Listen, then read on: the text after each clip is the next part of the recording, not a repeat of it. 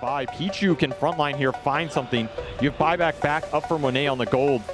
Aster gonna get aggressive here. He spots the Zeus, toss him over to the creep wave. They managed to get the silence on top of him too. He has the E-Blade, so he's gonna be able to stall his life a little bit more. They're gonna focus on the Undying instead, but the E-Blade's gonna wear out and Nine's just gonna fall. No buyback, dead for 2 minutes. Snake King barely lives here. They're gonna deal with the Tombstone. Skeeter's coming in.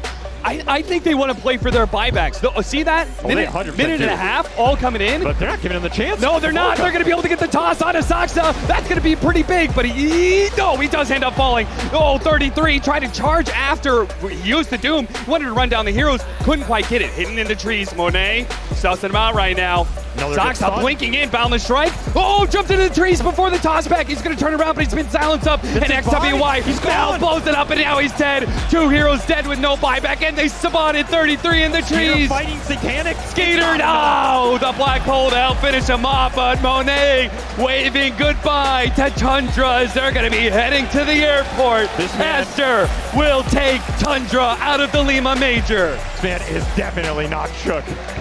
If you want anything that is the opposite of shook, look for Monet this game. How aggressive he played without buying these fights, playing on the front line, sieging it up, coming back in a game where they were down 12K versus arguably one of the most efficient map control teams to ever play the game. Tundra looked shook, and this was a rough event for them. And you feel it in that game. I felt like they were very comfortable. They were getting their timings, they're getting their slaking, but the big question mark for me is this gyro.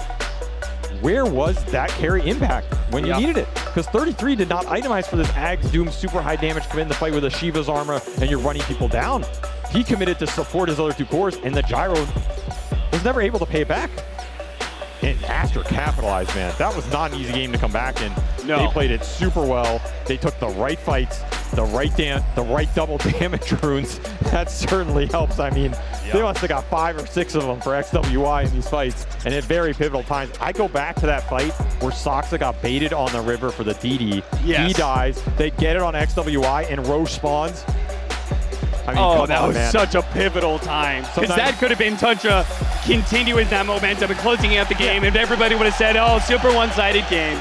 But Aster found the opportunity, claw back, even out the game, and then they just destroy. I still hold that maybe this is one of the ways to deal with Tundra, right? Just give yourself some of those late game options. It definitely helps, because you know these games are going to go long. They're a very patient and disciplined team.